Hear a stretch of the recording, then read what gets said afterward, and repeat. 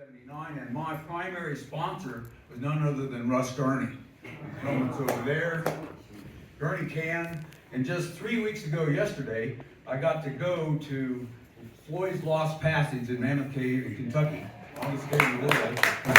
Finally got to see where that camp was in that cave. And I can tell you, I'm glad I didn't drag that can back there because it was a beat up. My chest was sore for two weeks for squeezing through this one spot that anybody that's ever been there knows that spot named the Keyhole. Now about NSS, anybody that's a member of the National Speleological Society will tell you that if you got a 4-digit number, that indicates when you join. That means you're old. Because I joined the NSS 6 weeks after I turned 16 years of age in 1964. And then I'm a fellow, which was awarded to me when I was 27 years old. The Lou Bicking Award, the LB, which is for one or a pair of people annually for exemplary cave exploration when I was 28. Certificate of Merit for the project I'm going to talk about today, which I think I was 40 years old, and then Arts and Letters, which just means I've written a lot and got published when I was 66, I think, a few years ago. So where are we going? We're going to the state of Oaxaca in southern Mexico. I live in the Dallas area. I live in Irving, Texas, next door to Dallas, around with a T and United is. And a week from tomorrow, I will begin a 3-day drive from Dallas, first to the border, around at Laredo, cross the borders, take a long day, 12-hour drive down to a favorite hotel along the main highway to Mexico City, right here at the state line of San Luis Potosí and Guanajuato. And then the next day, complete the drive, avoiding Mexico City by taking that wonderful bypass highway around the northeast of it, the Arco Norte, into the state of Puebla, into the state of Oaxaca. And then the deepest known caves in the Americas are all up in this area, the northern part of the state of Oaxaca and into the state of Puebla. Those are uplifted limestones, uplifted about 60 million years ago, that used to be beneath the Gulf of Mexico and got thrown up into a wonderful mountain range of limestone. When the first cavers arrived in Huautla, and they figured out, they were University of Texas students, and about 10 years older than me, I was still in high school. They arrived here in 1965. They had figured out where the deepest caves in the Western world would be, given thick limestones, a lot of rainfall, no surface streams at all that they could see on aerial photographs, and a deep canyon to the south where the water comes back, was presumed to come back out to the surface, and indeed has proven to be the case. And when they went there, they drove a Corvair down from Texas, thinking they were going to stay on paved roads to as close as they could get, and then 2 days of either riding burros or hiking in. But when they got to the area, they found that a new road had been built in the area. It didn't show up on aerial photographs yet. And when they arrived in Huautla de Jimenez, northern Oaxaca, they had a hard time finding somebody that spoke Spanish. They spoke Mazateco, and that's an indigenous language spoken by about 200,000 people in those mountains. I can't say much. I can say Nashkanakili, which means it's a pretty day, and Nashkaniki, which is, hey, where are you going? And Nikta, which is cave, Nanta, which is water, and my own name, which is Chamuki Cha. But they finally found a Spanish speaker, and he said, oh, that big cave entrance is just south of town. So they went back the next year. This is Huautla now. When I started going in the mid-70s, it was dirt streets when it was dry and muddy streets when it was wet. And the only way you could get a phone call out to the outside world was to go to the long distance office and sit in a line of chairs till your turn, and the switchboard operator would plug you in. But this is Huautla now.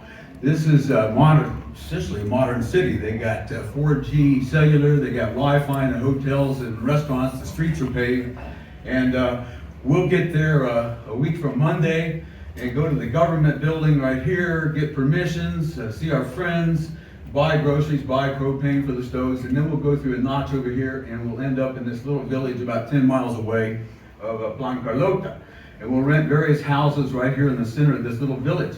Now, 2 of the entrances to this vast cave system are just up this road, right up here in the narrow of this canyon. 2 of the main entrances, and they go across essentially the waistline of this cave system. So you go east-west in that route, and you can either go to the north or the south from that route of the cave. We've carried the Explorers Club flag there since 1980. The first time I cannot find a picture of a group shot with the flag from that first expedition.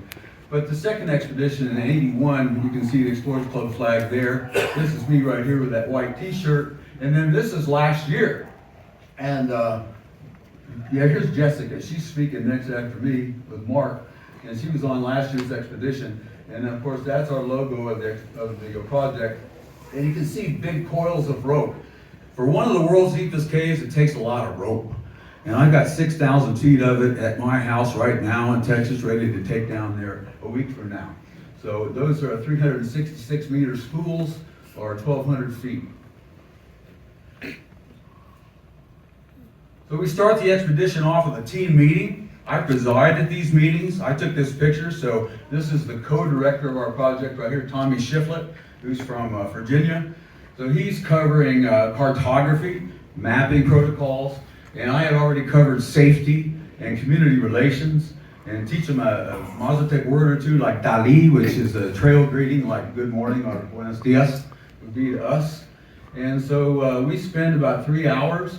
There's people from various countries in this picture. This gentleman's from Ireland, he's from Wales, and so forth. She's from Mexico, and so on. Various countries. We usually have about 5 countries represented on an expedition. Takes a lot of rope, as I said before. Over here is our PMI boxes.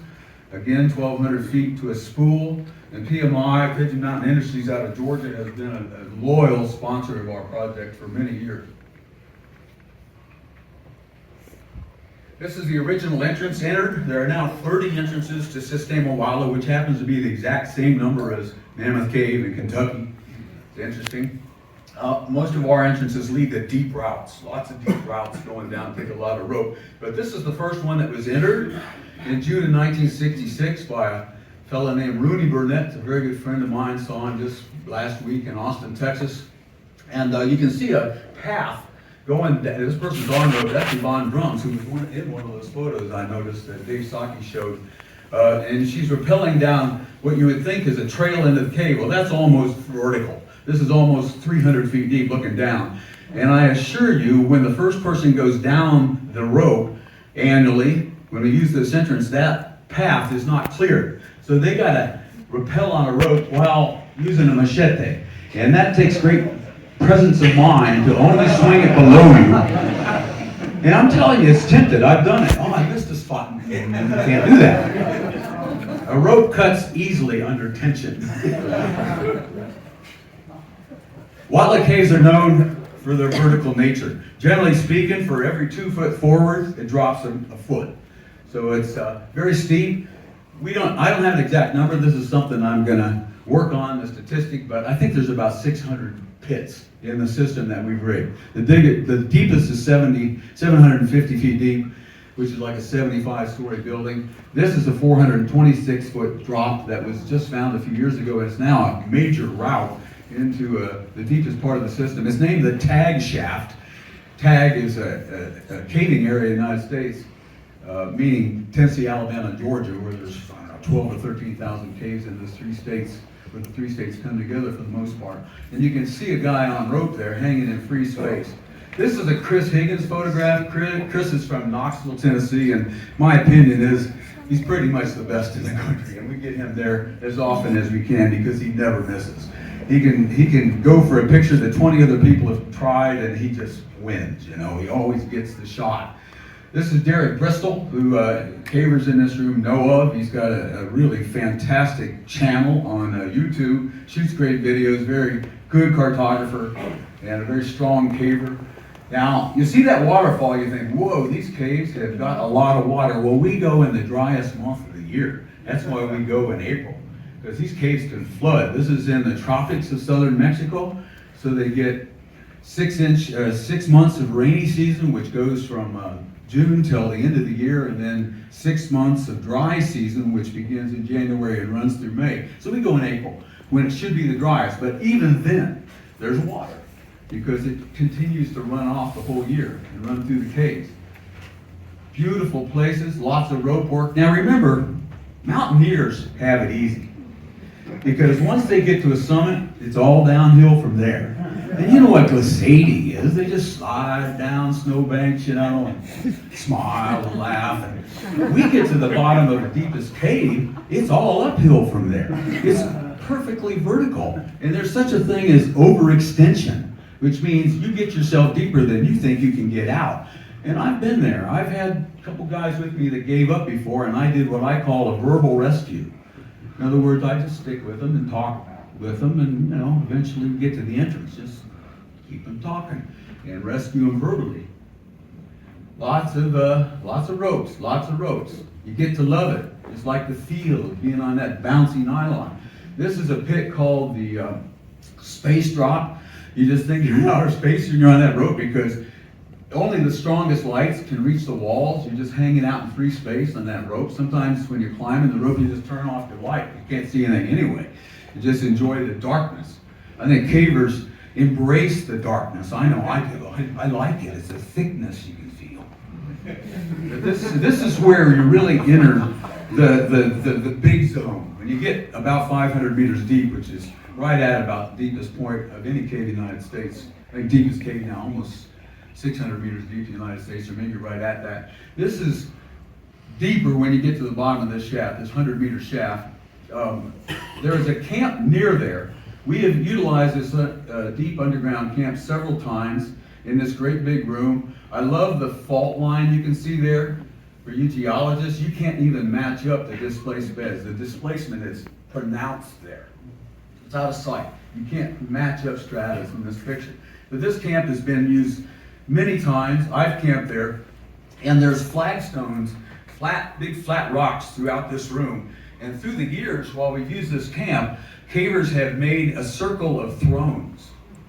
Just nice, big, comfortable throne seats. And we've joked about how if we ever quit going, and this is forgotten about, and archaeologists rediscover it 1,000 years from now, they're going to wonder why kings met there. In that much trouble. But right above this big room, there's a 50-meter rope that's been rigged for years, nice and safely placed there, and it leads up into this incredible chamber. This chamber is named Amphitrite Hall. It was discovered in 1979 by a climb at that 50-meter drop. And remarkable, a couple things about it. It's named Amphitrite Hall after the big clusters of amphitrites, which is a type of crystal growth of calcite that just adorn the walls on all sides. There's 1,000 meters of rock above this room to the surface. And it's just amazing that it's structurally sound and has been for millions of years like this with so much weight above it.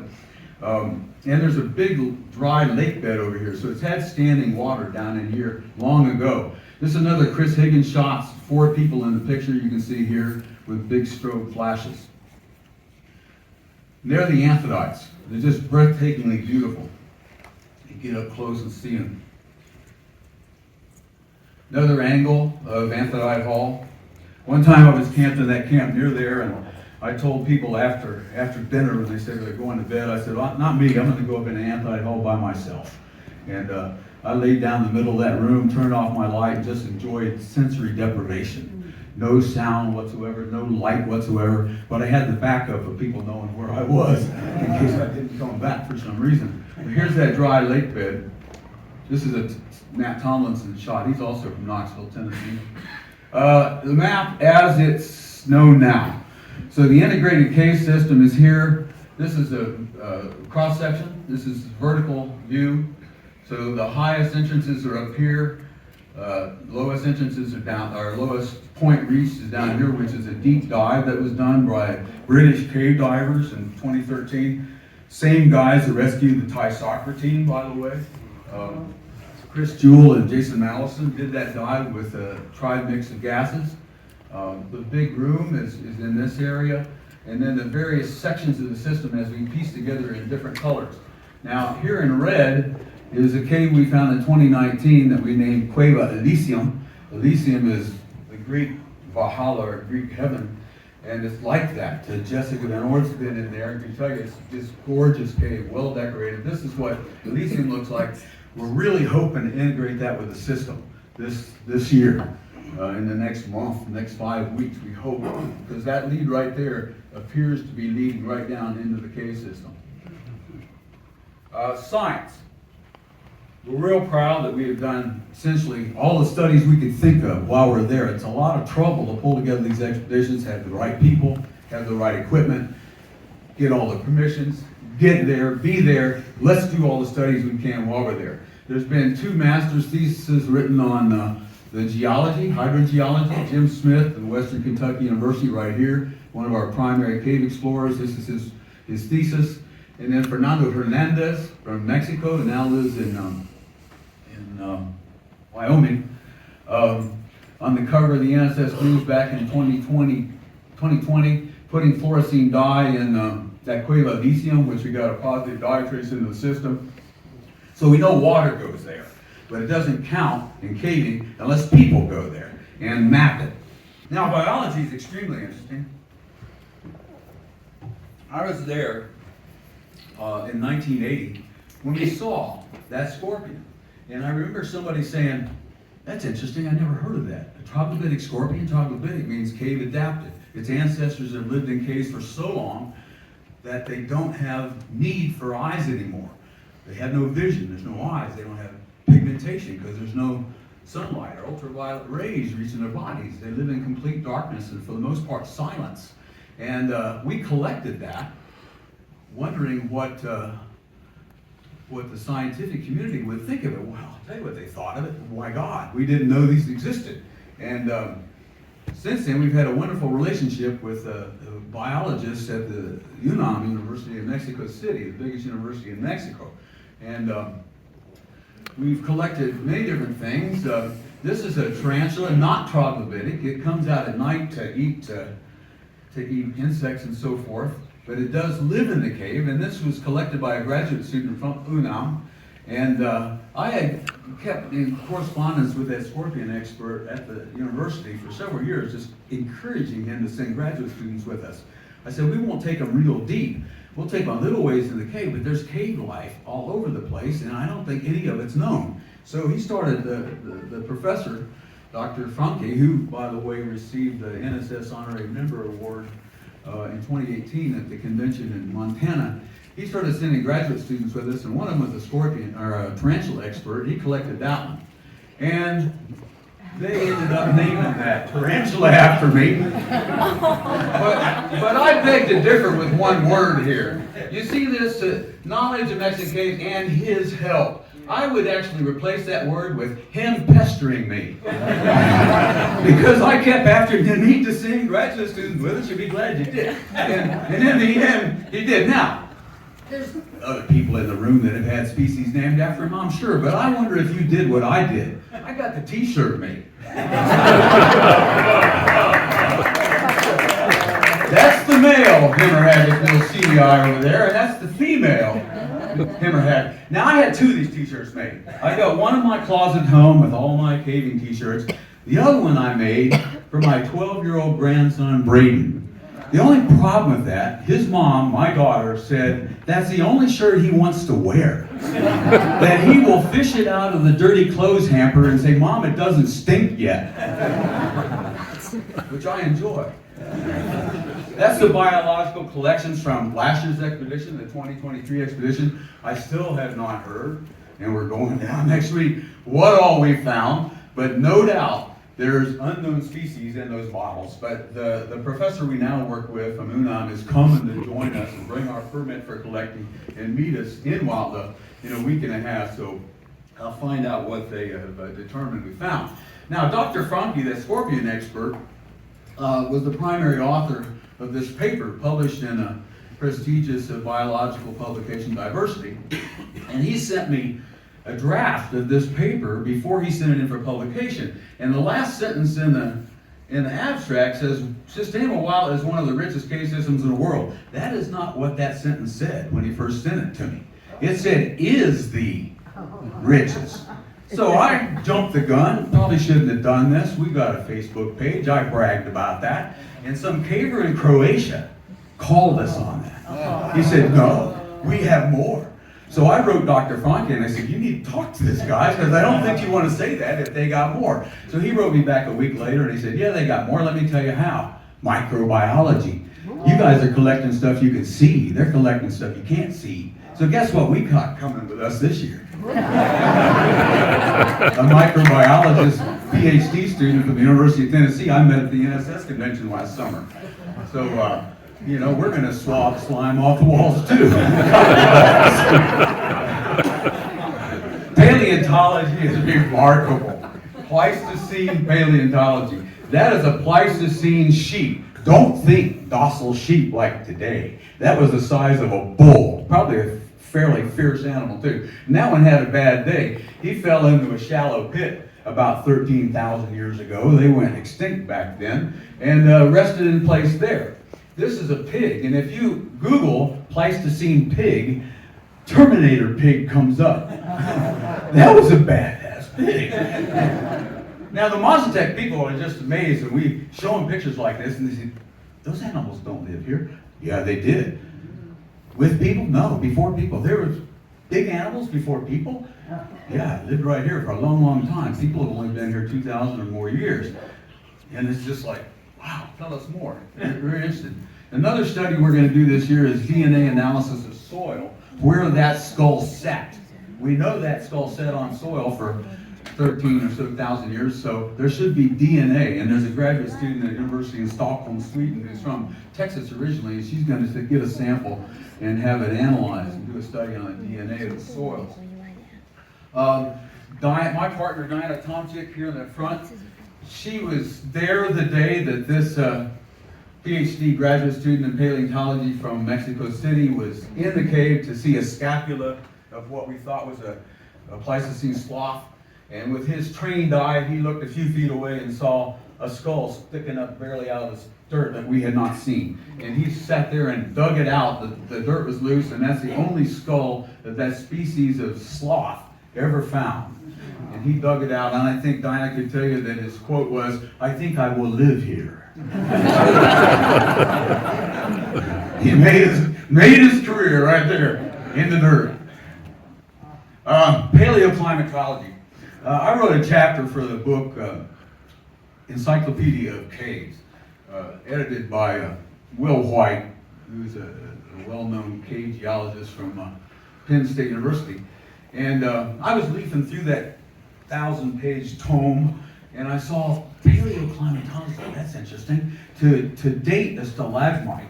So I contacted the author, who's a professor at the University of Nevada at Las Vegas, Dr. Matthew Lasnier, and I said, we'd like to participate in this. What do we do? And he said, well, I'll send you the parameters, but basically it's get me a stalagmite that's already fallen over and bring it out from deep in the caves, but get it in a drippy zone where water's dripped for a long, long time. So we found this stalagmite, and it was broken in 4 pieces that you can see there, big base. Now that base weighed 11 kilos. Which is around 25 pounds. And I'm asking a team of 4 people to go in the cave and bring that out. So somebody's going to put a 25-pound rock in his pack on top of all the other stuff he's got in there. And that happened to be Niles Lathrop carried that big piece out, whose name I saw in several pictures in Dave Psaki's slideshow. So when they brought this stalagmite out, I was asleep in my room above the main community room, and I heard it down there, and I got up 3 o'clock in the morning, went down, and you get it, we got it. There were 3 pieces laying on the table. The tip wasn't there. So just as I began to look for where the tip was, one of the guys cleared his throat, and he said, how important is the tip? I said, and you are saying what? He said, well, you know where you guys camped in May of 1977, about 300 meters down where that drip of water was? I stopped there to fill my Nalgene bottle, and I must have left it there. So the answer was, it's important enough for you to recruit somebody and go get it tomorrow, which he did. And here's what it looks like now. It's been sawed lengthwise at the University in Las Vegas. It's been analyzed because the stalagmites grow with rings, much like a tree does. And they're taking samples out of various rings from the top, which would be the youngest part of it, to the base, which would be the oldest part of it, as it grew from the floor up. And here's a couple excerpts from emails sent to me by Dr. Lastier. Now, really cool that he said, could be the Rosetta Stone for Mexico, paleoclimate, meaning that's the base that other things are compared to. And then over here, it ceased to grow about 115,000 years ago and began to grow down here about 342,000 years ago. So he's saying that that it began growing about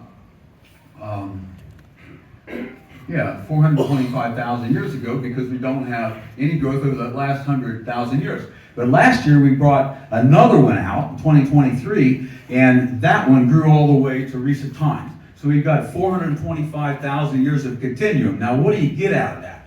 You get rainfall patterns. You get climate temperature patterns. It's really remarkable the data they can get out of that to understand present climate change and climate through the eons. It's really cool. Very great study. Permissions. Now, I tell people, and all the cavers in the room, I think, would agree, that to go caving in the United States, it takes one level of permission. The landowner, or the government agency that controls where the cave is. One level. Mexico, 5. Why? You got to get all your stuff across the border. I'm going to deal with that a week from Monday. And it's a little game you play. No, it's too much stuff to unload, It's so hot. The dumb gringo routine, actually works sometimes. Sometimes they're on to you. So this is the late night meeting. There's my daughter back there, Audrey, her husband, my son-in-law, and Oscar Barones, a caver from Mexico, now lives in Austin, Texas. Here's the number 2 guy in the local government who's very friendly with us. He met us in his office at night because he was busy with administrative things during the day, wanted to hear our stories. And then this is the next level down to get permission. This is a local woman. She was the keynote speaker at the NSS convention in Cookeville, Tennessee, just, 4 years ago. Alma Rodriguez. She lives in Huautla. She speaks Spanish, English, and Mazateco. This is me, and interestingly enough, when we met, we've been meeting every year we've gone. And I've gone 48 years, almost every year. This guy is the guy that finally said, well, you know what the people are saying, that you've never gotten right with the cave spirits. You never did a ceremony, you never asked their permission to go in the caves, you just go in there, like you own the place. And I said, nobody's ever said that before. What do we do? Well, you need to get a curandero to come and have a ceremony. How do I contact one? One will come to you. And we'd seen these paintings on buildings in town, we knew there was a spiritual connection to caves, but we didn't realize that we were trespassing on these, people's turf, or these spirits' turf. So the curandero showed up.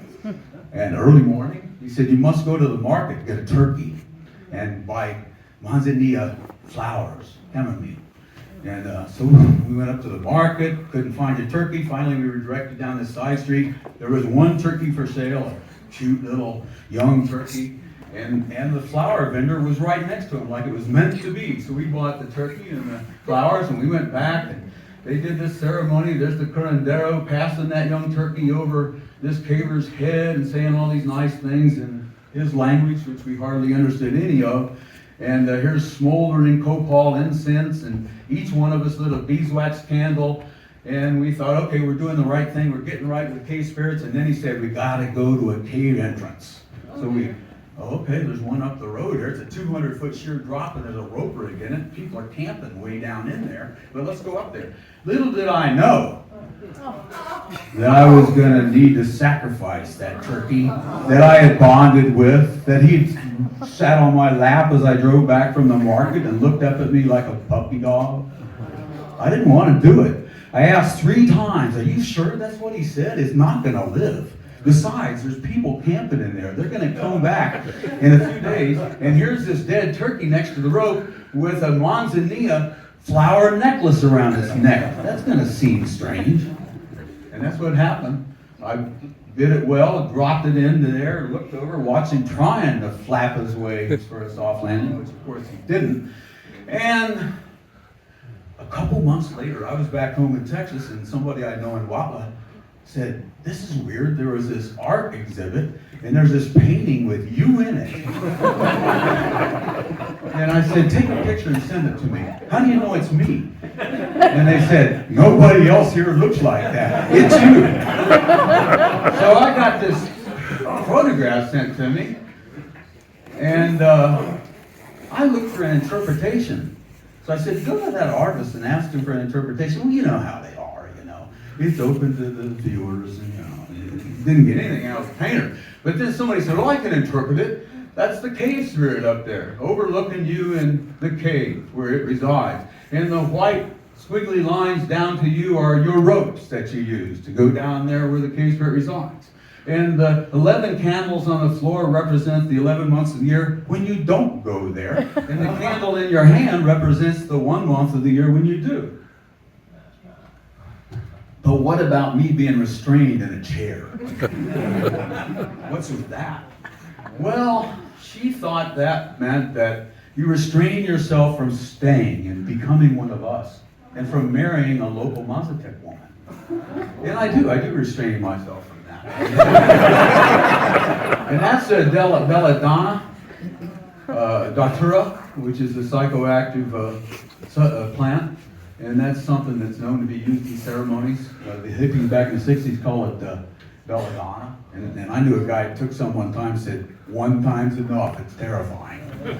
And the rooster, the Mazatecs believe, observes we humans, trying to figure out why we do what we do.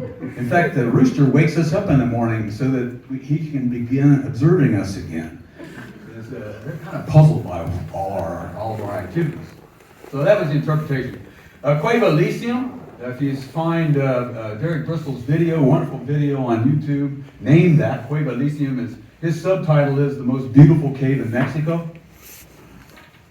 Why not? I mean, it's really breathtaking. Jessica can tell you. She's seen these formations in there. And it's fabulous. The sump, the very bottommost point of the cave system, was dived in 2013 by Jason Mallison and Chris Jewell from England, best in the world, the guys who got the soccer team out. And I'm corresponding with Chris now about them coming back in 2 years to dive it again. They had to call the dive with all this fancy rig that was carried all the way down there. They had to call the dive at 80 meters in depth, and the water just went deeper than that from that point on. Now, it can't just keep going down. It's going to come back up like a toilet trap, up and down, because we know where it comes out in the canyon below, and there's not a great hydrostatic head there. So we know that it goes up and down, and there's going to be air-filled passage in between, probably some more great big rooms, you would imagine. I put this together for this slideshow. I've never done this before. Statistics of our project. I've told you the depth. It's 1,560 meters deep, which is the 10th deepest cave in the world, tied to the cave in Austria, to the meter, matter of fact. And at 100 kilometers in length, 62 miles. It's the 28th longest known cave in the world, 30 entrances, as I said. More deep routes than any other cave in the world. John mentioned that we've carried the Explorers Club flag a number of times there. It's officially an NSS project, over 200 articles published, 2 books, Bill Stone's book, Beyond the Deep, and mine, Watla, 30 Years in One of the World's Deepest Caves.